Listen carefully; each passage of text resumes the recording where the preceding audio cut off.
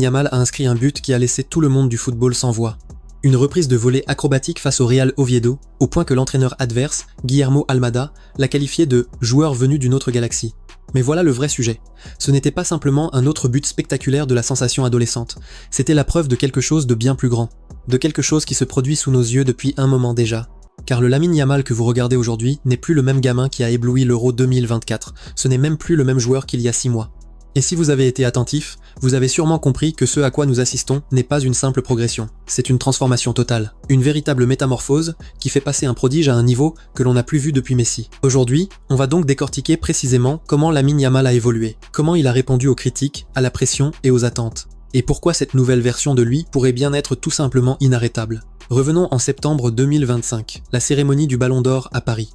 Lamine Yamal termine deuxième, juste derrière Ousmane Dembélé. À 18 ans, cela aurait dû être un triomphe, une consécration. Mais au lieu de ça, ce fut le début de la période de scrutin et de pression la plus intense de sa jeune carrière. Car quand tu finis deuxième du Ballon d'Or à 18 ans, les attentes ne montent pas simplement, elles explosent. Soudain, chaque match ne consiste plus seulement à bien jouer. Il s'agit de prouver que tu mérites d'être cité aux côtés des plus grands joueurs du monde. Et pour Yamal, cette pression a commencé à se voir. La saison 2025 à 2026 débute avec des supporters du Barça qui attendent des feux d'artifice, et au début, ils en ont eu. Face au RCD Majorque lors de la première journée, Yamal délivre une passe décisive et inscrit un but exceptionnel du pied gauche à la 94e minute, homme du match. Tout semblait parfait, mais la réalité a vite rattrapé tout le monde. La pubalgie qui le gênait discrètement depuis la Ligue des Nations est devenue impossible à ignorer. 3 semaines d'absence en septembre. De retour sur la touche en octobre. Les rumeurs ont commencé à circuler. Devait-il se faire opérer? Son corps était-il en train de lâcher après avoir disputé 130 matchs professionnels avant même ses 18 ans? Était-ce le début de la fin, comme pour Michael Owen ou Wayne Rooney? Et c'est à ce moment-là que les critiques ont débarqué en masse. L'ancien sélectionneur de l'Espagne, Javier Clement, n'a pas mâché ses mots, affirmant que l'avenir de Yamal était en danger. En tant que joueur, il est très bon, mais si sa vie personnelle ne reflète pas le comportement d'un athlète professionnel, il ne durera pas longtemps, c'est clair. Un journaliste d'Eldemark est allé encore plus loin, suggérant que Yamal ne devrait même pas être convoqué pour la Coupe du Monde 2026. L'ancien joueur du Real Madrid, Ivan Zamorano,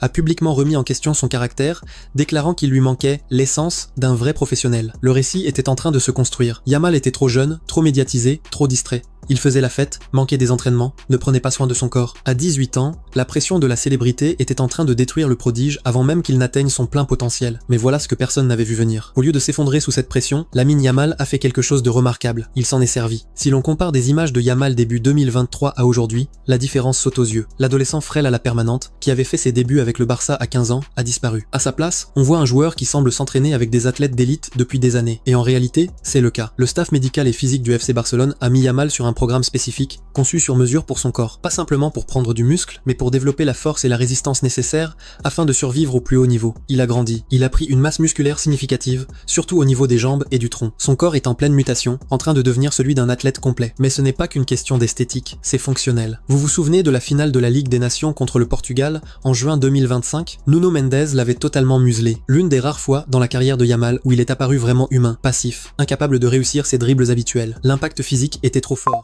Avance rapide jusqu'au match entre Barcelone et le PSG en Ligue des Champions. Même adversaire, même défenseur. Résultat totalement différent. Yamal ne se contentait plus de rivaliser avec Nuno Mendes. Il le dominait. Sa transformation physique lui permettait désormais de résister aux défenseurs puissants, de garder l'équilibre dans les duels, de se battre sur chaque ballon. Hansi Flick l'a immédiatement remarqué. Après un match, il a souligné que la frappe de Yamal était devenue beaucoup plus puissante. La reprise acrobatique face à Oviedo n'était pas qu'une question de talent. Elle demandait une force du tronc, un contrôle du corps et une explosivité que le Yamal de 16 ans ne possédait tout simplement pas. Mais cette évolution physique n'était qu'une partie de l'histoire, car Yamal était aussi en train d'apprendre quelque chose d'encore plus important. Il y a une citation que Yamal a publiée sur son Instagram après la finale de la Ligue des Nations. Un message cryptique qui a enflammé les réseaux sociaux.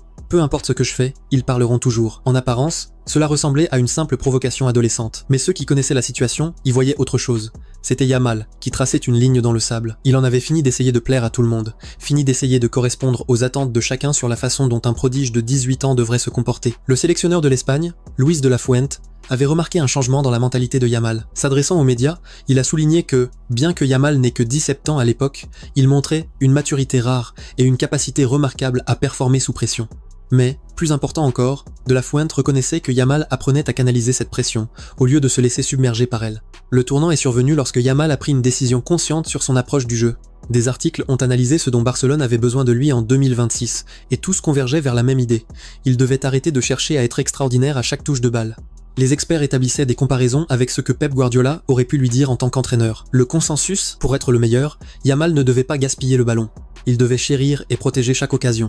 Faire paraître le jeu, comme Messi le faisait. Et quelque chose a cliqué. Yamal a commencé à comprendre qu'il n'avait pas besoin de battre tous les records immédiatement. Il avait 18 ans. Messi avait 22 ans lorsqu'il a remporté son premier ballon d'or. Cristiano Ronaldo en avait 23. Même Ronaldo Nazario, le plus jeune vainqueur de l'histoire, avait 21 ans. La pression d'être Superman a disparu. À la place, Yamal a commencé à faire davantage confiance à ses coéquipiers, à jouer plus simplement quand la simplicité était nécessaire, à réserver sa magie pour les moments où elle comptait vraiment. Les analystes du Barça ont noté, il est à son meilleur quand il joue détendu et libre, et à son pire quand il force le jeu. Une fois que Yamal a intégré cela, tout a changé. Il a cessé d'essayer de prouver quelque chose à ses critiques à chaque toucher. Il a commencé à jouer son jeu. Parlons maintenant de ce que cette transformation a réellement produit en termes de résultats. Car malgré toutes les critiques, malgré les inquiétudes liées aux blessures, malgré tout, la saison 2025 à 2026 de Yamal a été exceptionnelle. À la fin janvier 2026, il compte 10 buts en 25 matchs. Cela peut sembler correct, mais pas renversant, jusqu'à ce que l'on réalise qu'il est sur le rythme pour égaler ou dépasser les 18 buts qu'il avait inscrits en 55 matchs la saison dernière. Et tout cela alors qu'il a dû gérer des blessures, être suivi de très près par les adversaires presque tous les joueurs dans le football mondial et que les équipes élaborent littéralement toute leur stratégie défensive pour l'arrêter. En décembre 2025, il a remporté le prix du joueur du mois de la Liga pour novembre. 3 buts, 3 passes décisives en seulement 4 matchs. Contre l'Athletic Bilbao, il a délivré à lui seul 2 passes décisives qui étaient de véritables leçons de vision et de timing. Mais le chiffre le plus impressionnant, il continue de créer des occasions à un niveau élite. Les occasions générées, les passes clés, ces moments où il attire 3 défenseurs sur lui pour libérer de l'espace pour ses coéquipiers, cette passe à Nico Williams en finale de l'Euro, il la fait maintenant chaque semaine. Et quand on a le plus besoin de lui, dans les matchs les plus importants, sous les projecteurs les plus intenses, c'est là que le nouveau Yamal apparaît. La reprise acrobatique contre Oviedo. Les performances en El Clasico, les moments en Ligue des Champions. Ce ne sont pas des coups de chance, ce sont des modèles, des habitudes. Les statistiques officielles du Barça montrent que Yamal détient désormais le record du plus grand nombre de contributions au but en Ligue des Champions pour un joueur âgé de 18 ans ou moins.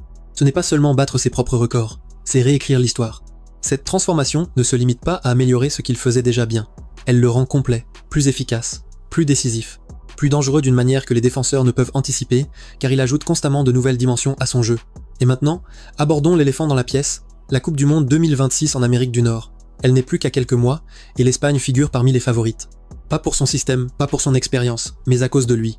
L'Euro 2024 avait prouvé que Yamal pouvait performer sur la plus grande scène. Il avait été nommé meilleur jeune joueur du tournoi. Il avait inscrit ce but inoubliable contre la France en demi-finale. Il avait créé 14 occasions, le plus grand nombre jamais réalisé par un adolescent dans l'histoire des Euros ou de la Coupe du Monde, et il n'avait que 16 ans. Mais la finale de la Ligue des Nations avait montré ses limites. Quand Nuno Mendes l'avait neutralisé, et que le Portugal avait poussé l'Espagne jusqu'au tir au but pour l'emporter, Yamal avait appris une leçon difficile. Le talent brut ne suffit pas contre des défenseurs d'élite préparés. Cette leçon, combinée à sa transformation physique et à sa maturité mentale, a créé quelque chose de terrifiant pour les adversaires de l'Espagne. Ce n'est pas le Yamal qui se présentera à la Coupe du Monde en espérant simplement faire sensation. C'est le Yamal qui s'attend à être le meilleur joueur sur le terrain. Luis de la Fuente a construit toute la stratégie offensive de l'Espagne autour du duo Nico Williams-Yamal, l'une des combinaisons d'ailiers les plus redoutables du football international. Et avec des joueurs comme Pedri, Rodri et potentiellement Gavi au milieu, l'Espagne dispose du parfait casting de soutien. Les conditions climatiques en Amérique du Nord favoriseront le nouveau style, plus direct, de l'Espagne. Ils ne sont plus l'équipe de tiki-taka d'antan. Ils sont rapides, agressifs et conçus pour punir les équipes en contre-attaque. Et quand Yamal coupe depuis la droite, les défenseurs ne peuvent littéralement pas lui laisser un mètre d'espace. Si Yamal remporte la Coupe du Monde à 18 ans, il ne fera pas que rejoindre la conversation sur les plus grands joueurs espagnols de tous les temps. Il surpassera tout le monde. Il atteindrait un pic plus élevé que Xavi ou Iniesta à son âge. Il accomplirait ce que Messi n'a pu réaliser qu'à 35 ans. Il aurait conquis le football sur le niveau de difficulté le plus élevé possible. Le contrat de sponsoring avec American Eagle qu'il vient de signer, ce n'est pas une coïncidence, c'est de la préparation. Parce que si Yamal mène l'Espagne à la gloire mondiale sur le sol américain, il ne sera plus seulement un footballeur, il deviendra une icône planétaire. Alors, quand vous regardez Lamine Yamal aujourd'hui, vous ne voyez pas le même joueur qui a fait irruption sur la scène en 2023. Vous ne regardez même pas le vainqueur de l'Euro 2024. Vous observez quelqu'un qui a pris chaque critique, chaque revers, chaque moment de doute et l'a transformé en carburant. La transformation physique l'a rendu plus fort, plus rapide, plus résistant. L'évolution mentale l'a rendu plus intelligent, plus efficace, plus mature. La pression qui aurait dû le briser l'a au contraire forgé en quelque chose de plus dur. Ce n'est pas le même Lamine Yamal, c'est la version 2. Et si sa trajectoire continue, s'il reste en bonne santé, S'il continue à évoluer à ce rythme, nous ne sommes pas seulement en train d'observer un talent générationnel se développer. Nous assistons à la naissance de quelqu'un qui pourrait définir une ère entière du football. Les sceptiques disaient qu'il était trop jeune, trop médiatisé, que la pression le détruirait. Ils disaient que son corps céderait, que les défenseurs finiraient par le comprendre, qu'il serait juste